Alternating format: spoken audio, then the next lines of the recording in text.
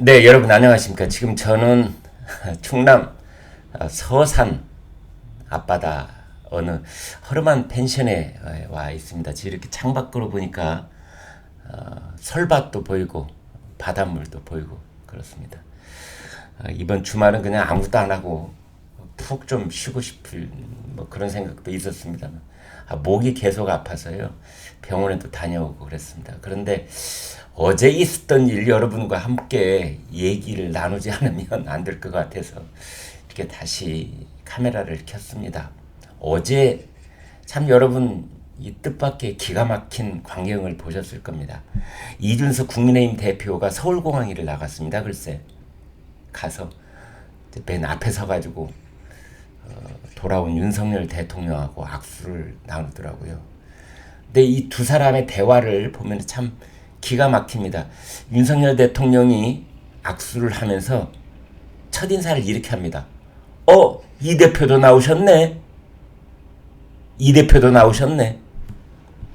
전혀 기대를 안 하고 있었다. 뭐 이런 뜻이 내포되어 있는 거 아닙니까? 이제 그러자 이준석 대표가 성과가 좋으셨던 것 같습니다. 이렇게 이제 그런 얘기를 했습니다. 이제 보통스러운 일 같으면 당연히 대통령이 해외 순방을 마치고 돌아오면은 집권 여당 대표가 나가서 환영도 하고 뭐 그동안의 성과를 이제 이렇게 위로도 해주고 치하도 해주고 너무 자연스러운 풍경인데 어제는 정말 자연스럽지 못하고 어색하기 짝이 없었습니다. 왜냐하면 윤석열 대통령이 출국을 할 때는 코빼기도 안 비쳤던 사람이 갑자기 윤석열 대통령이 귀국할 때는 부랴부랴 서울공항에 달려갔기 때문입니다. 더더군다나 이 윤석 대표는 그날 오후 2시에 국회 토론회에 참석하기도 있었어요. 근데 그것도 다 취소를 하고 부랴부랴 달려간 겁니다. 그렇다면은 여러 가지 뭐 복잡한 해석들이 있는데 단순하게 생각을 해야 됩니다. 그 사이에 도대체 무슨 일이 있었길래 이준석, 준스톤이 서울공항에 달려나갈 건 걸까요? 그렇습니다. 바로 당대표 비서실장 박성민 의원이 사표를 전격적으로 던지는 것. 이것만 있는 겁니다. 이준석 대표가 생각할 때 박성민 비서실장은 윤심 중에 윤심이라고 볼 수밖에 없는 그런 사람입니다. 그러니까 이준석 대표가 봤을 때는 자기와 윤석열 대통령 사이에 가교 역할을 하고 이렇게 뭔가 이어줄 수 있는 유일한 통로요 채널이라고 생각했는데 이 사람이 사표를 던지고 나가니까 그 가교라는 다리가 그냥 부서지고 마는 것이죠. 그래서 윤석 대표가 뜨거라. 그리고 서울 공항에 부랴부랴 이번에도 초청을 못 받았는데도 불구하고 부랴부랴 나간 것이 아닌가 저는 그렇게 봅니다. 일부 언론들은 뭐 이준석이 윤석열 대통령과 거리 좁히기에 나섰다. 거리 좁히기라는 말을 썼는데요. 저는 그건 잘못된 말이라고 봅니다. 거리 좁히기가 아니라 구명운동에 나선 겁니다. 셀프 구명운동. 이러다 죽겠구나. 지금 국민에서 나를 살릴 수 있는 사람은 윤석열 대통령밖에 없구나.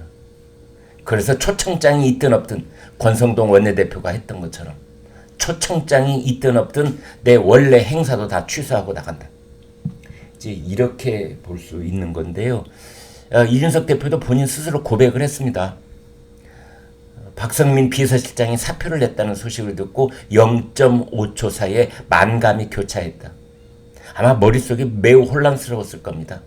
자기가 끝까지 버티면 윤석열 대통령도 세 번째로 자기한테 양보를 하지 않을 수 없을 것이다. 수그리 하지 않을 수 없을 것이다.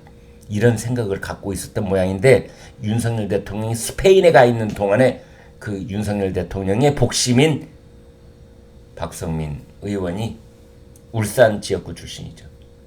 던져버린 겁니다.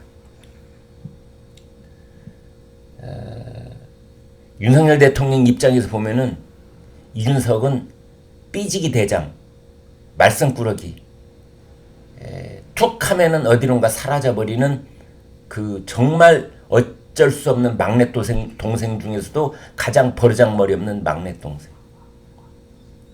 왜냐면은요, 그 이준석의 입을 통해서 윤석열 대통령, 윤석열 후보에게 했던 막말, 이거는 제가 35개 리스트로 이미 보여드린 바 있잖아요.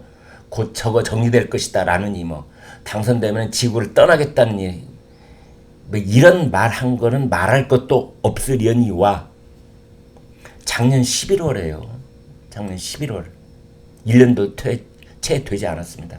작년 11월에 그때 이른바 윤핵관들하고 이준석 사이에 당무 우선권 시비가 붙었습니다. 당무 우선권이라는 뭐냐? 당대표가 아무리 있다고 하더라도 대통령 후보가 당대표에 앞서서 당무를 총괄할 수 있는 권한을 갖는다. 당원 당규에 이게 있다.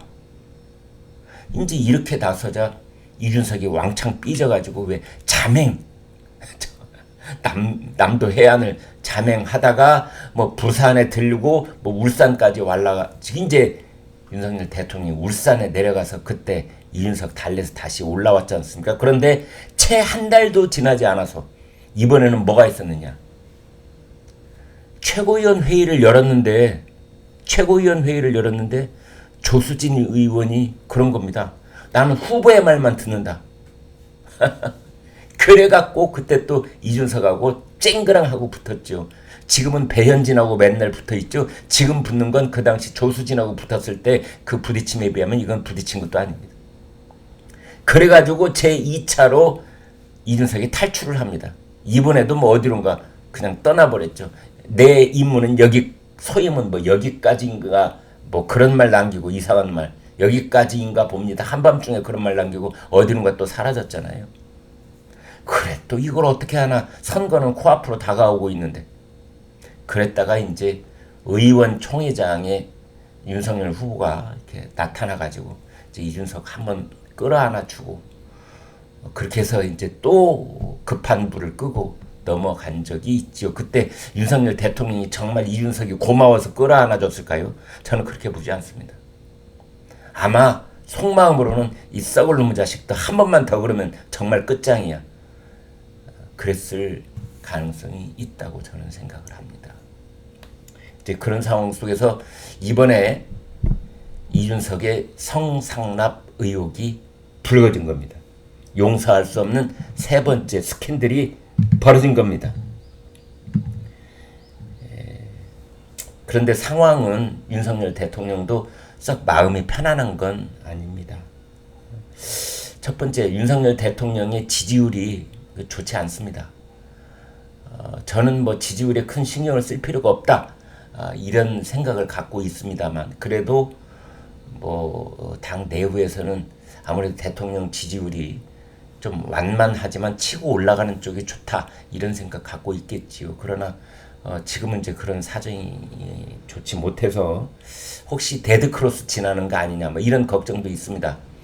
그러니까 국정 수행에 대한 이제 국민들의 평가가 잘한다 보다 잘못한다 쪽이 혹시 더 많아지면 어떡하나, 이제 이런 걱정이 일부가 있고, 그 다음에 이준석을 지금 이 순간에 잘라내 버리기에는 그 이준석의 지분이 있다고 보여지거든요. 그러니까 사실은 여기에 대해서는 저는 할 말이 많습니다. 이준석의 지분에 대해서 플러스 마이너스를 정말 정밀하게 좀 따져보자. 이준석이 얻어오는 지지율이 있다면 이준석 때문에 까먹는 지지율이 또 얼마나 많으냐. 그래서 정확하게 플러스 마이너스를 다 합산해보면 마이너스가 아마 더 많을걸. 이런 의견 가지신 분들 많지 않습니까? 그래서 지금 이준석을 잘라내는 게 손절일지 익절일지 정밀하게 분석해 봐야 된다. 흔히 신문기사에서는 뭐 손절하기에는 부담이 될 것이다 이렇게 얘기하고 있는데, 그것도 기자들이 습관적으로 쓰는 표현입니다. 손절이라니요. 지금 잘라내는 게 오히려 국민의힘 그리고 윤석열 대통령에게 더 큰 덕이 될 수도 있다 라는 분석도 가능하기 때문입니다. 작년 11월에 도망쳐가지고 울산까지 내려가서 그때 달래가지고 올라왔죠. 올해 1월 달에 또 삐져가지고 어디론가 사라졌는데 의원총회 정책적으로 나타나가지고 한번 끌어안아주고 등 토닥토닥 해서 데리고 왔죠. 이번에 또 대통령 출국하는데 공항에도 안 나타나는 겁니다. 아무튼 이제 그런 상황인데 지금 국민의힘은 윤리위원회가 열리는 7월 7일 이후로 모든 결정을 밀어놓은 상태입니다. 지금 당무가 거의 정지 상태에 있어요. 이러면 안 되는 거거든요. 그래서 윤리위원회를 2주 동안 미뤄서 7월 7일로 정한 것은 사실은 그 기간 동안에 이준석이 스스로 거취 결단을 내리라는 윤석열 대통령의 의중이 어느 정도 반영된 것이다. 저는 그렇게 봅니다. 그런데 이준석이 끝까지 버티겠다. 끝까지 마이웨이. 지금 이러고 있다 보니 전체적으로 지금 대통령실도 그렇고 집권 여당도 그렇고 뭔가 스텝이 정상적으로 이루어지지 않는 겁니다. 이제 마지막으로 남겨놓은 카드라는 것은 이준석 결단. 우리 보수 정당과 대통령의 성공을 위해서 내가 이 자리에서 물러난다. 이제 이런 성명서 나올 줄 알고 있었는데 전혀 아닌 겁니다. 이준석은 이렇게 벼르고 있습니다. 윤리위원회가 7월 7일 날 당원권 정지 이상의 중징계를 내리더라도 이준석이 소집할 수 있는 최고위원회가 세 가지가 있답니다. 일단 윤리위원회의 결정을 뒤집는 것. 그러니까 당원권 정지를 경고 수준으로 한 단계 낮춰버린다든지 이렇게 뒤집을 수 있는 권한이 최고위원회에 있다. 두 번째는 윤리위원회의 결정을 취소해버릴 수 있다. 그냥 없던 일로 그 권한을 최고위원회가 가지고 있다. 세 번째는 이준석 입에서 이런 말까지 나올 줄은 몰랐네요. 이 당대표가 소집하는 최고위원회가 윤리위원회를 해체시켜버릴 수 있다. 그런 얘기까지 지금 이준석이 하고 있습니다. 어떻게 보면 매를 벌고 있는 거지요. 본인도 이제 돌아갈 다리를 불태워버리고 여기서 죽느냐 사느냐 결단을 내리자 이런 것 같아요. 이양희 윤리위원장이 보면은 얼마나 결심하겠어요. 저것이 뚫린 입이라고 막 하네. 아니 윤리위원장이 있는 윤리위원회를 해체시켜버릴 권한을 최고위원회가 갖고 있다니 이게 말이 됩니까? 한 가지만 마지막으로 지적을 하지가 않을 수 없습니다. 왜냐하면 이준석 대표는 본인 머리가 매우 좋은 거로 그렇게 착각을 할 때가 있습니다. 나 하버드야 이런 느낌을 팍팍 풍기면서 이 교묘한 말로 뭔가 상대편을 무너뜨리고 설득할 수 있다고 생각하는 것 같은데 그 중에 하나가 뭐냐면 성상납이 없었으니 증거인멸 교사도 없다 라는 말.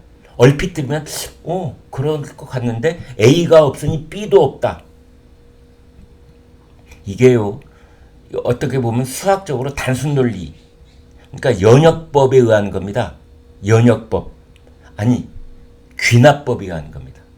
귀납법. 선행된 어떤 조건이 없으니 그 후행된 조건도 있을 수가 없다. 성상납이 없었으니 어떻게 증거가 있을 수가 있겠으며 그 없는 증거를 어떻게 인멸할 수 있단 말이냐.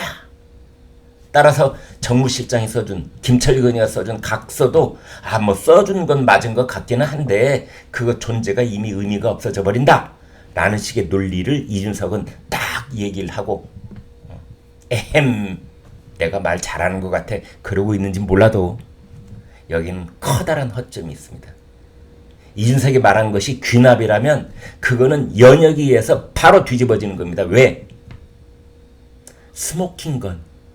총구에서 연기가 나오면 연기가 나오기 직전에 그 총을 쐈다는 증거입니다. 이거는 전 세계적으로 모든 사법체계에서 다 인정하는 겁니다. 제가 이준석의 말을 그대로 뒤집어 보겠습니다. 왜 증거인멸 교사를 했어? 네가 죄가 없다면. 죄가 있으니까 증거를 없애려고 했던 것이지. 7억 원짜리 각서를 왜 써줬어? 성상납도 없었는데. 7억 원짜리 각서를 써줬다는 것을 보건대 그 연기가 모락모락 나는 것을 보건대 네가 그 이전에 가서 술도 얻어먹고 여자하고 자고 그런 걸 했다는 그 연역적 증거가 되는 것이다. 그러니까 이준석은 어떻게 보면 자기가 한 말에 자기가 걸려 넘어지는 또 모르고 자기의 그 말에 스스로 도취돼서 그냥 얘기를 할 때가 있다. 이렇게 보여집니다. 아무튼 한 가지로 요약할 수가 있는데요. 이 대표도 나왔네. 네, 그 윤석열 대통령의 한마디. 거기에 지금 상황을 엿볼 수 있는 뭐 여러 가지가 포함되어 있다. 저는 이렇게 보겠습니다. 네, 여러분 여기는 네, 충남 서산 앞바다였습니다. 여러분 대단히 고맙습니다. 구독, 좋아요 부탁드리겠습니다.